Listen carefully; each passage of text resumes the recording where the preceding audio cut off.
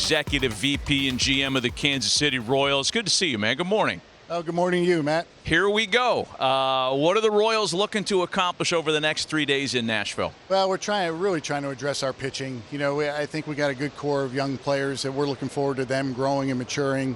But pitching, you know, starting rotation needs a little bit of help. We got to rebuild our bullpen. We do need a little bit of veteran presence from an offensive standpoint. But, you know, we like our position players, and it's something to build off of.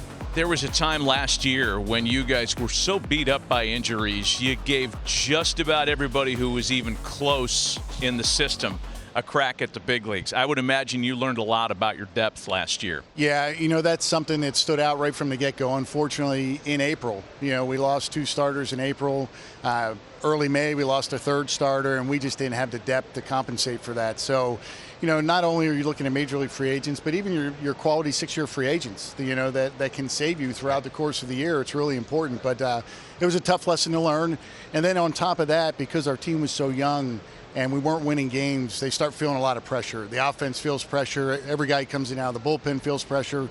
But we did learn a tough lesson, and we're going to address it. You know, for so many years, Dayton Moore had his fingerprints on the organization, and then the change came in. What's your relationship with Dayton, and how the Royals continuing to move on without him? Yeah, well, Dayton's the greatest mentor I've had in the game. You know, we were talking before we went on live here. He coached me in college. He was the one that got me involved in scouting with the Braves, and then I went with him to Kansas City. You know, everything I've learned about the game, I learned at his footsteps. So, and he's a tremendous person. So, you know, the character, the care, all those things that he instilled, the Royals are going to continue to do that. You know, at the same time, you know, there's some things that, you know, we need to establish that are our norms, you know, and what we're going to do in the future. But I think he had a great impact on all of us. So if you had this, let's use the coin, we always use this phrase, somebody's way, right? What would the Royal way be if you were going to sit there and look at it? Well, it's pitching, defense, situational hitting, and base running. You know, when you look at the times we had success, we were a fun team to watch. We ran the bases really aggressively. We put pressure on the defense. In our ballpark, we're never going to try to build a team that's going to hit 3-run homers night after night. We have to manufacture runs, and that happens with athleticism, you know, handling the baseball from a run prevention standpoint, throwing strikes on the pitching staff. But I think the biggest difference, and we just signed Garrett Hampson last week.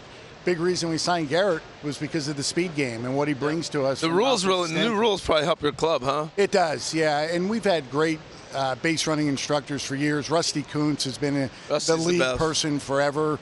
He's got a lot of mentors himself, but you know, our goal in the minor leagues is to lead every league in attempts, and then when we get to AA and AAA, we want to lead the league in success rates. You know, so you're starting to learn how to read pitchers, but that's always been a staple, and I think it's something that can separate us. You got a guy on the roster who checks all the boxes you just mentioned, except for the pitching box, Bobby Witt Jr. He could probably do that. He could probably do it. He did in high school pretty well. Under club control. You saw him pitch in high school? Oh yeah, saw him close out a playoff game. Yeah. Oh, let's not bring him into the emergency blowout, though. Boy, oh boy, I don't want to see that. So club control through 27 for Bobby. I know within the industry, we're getting deep in the weeds here for Royals business, but a lot of people talking about long term. Are there discussions underway? I'm sure you'd love to think you could wrap them up for another decade plus. Yeah, there are discussions underway. It's something that we've been pretty private about, just working behind the scenes. The last thing we wanted for Bobby was to be distracted throughout the season. But, you know, we have a good idea on what's important to Bobby. That was the first step in this process. Now we're taking the next steps, and who knows where it goes. It's a big decision for a player, but I do know that our fans love him. Our ownership group loves him. We love having him.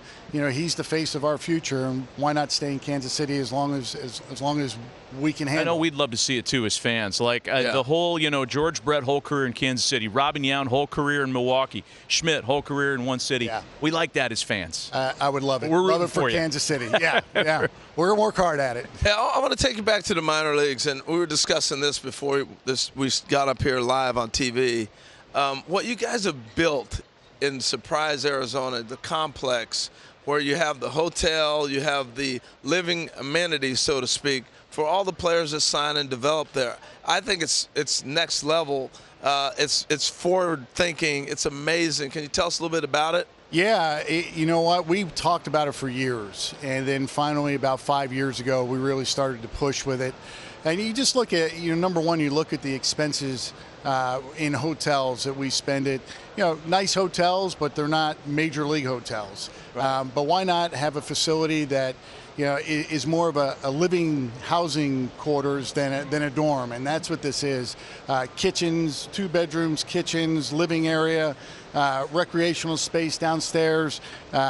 We can serve food in the evenings next to the recreational space. But the idea behind it was we want our players in Surprise, Arizona as long as they can be. The rules have changed a little bit now with a dead period, but not every player is able to afford paying for private coaching, private instruction. So when you have 175 players, you need to provide for them. And it just makes things so much better.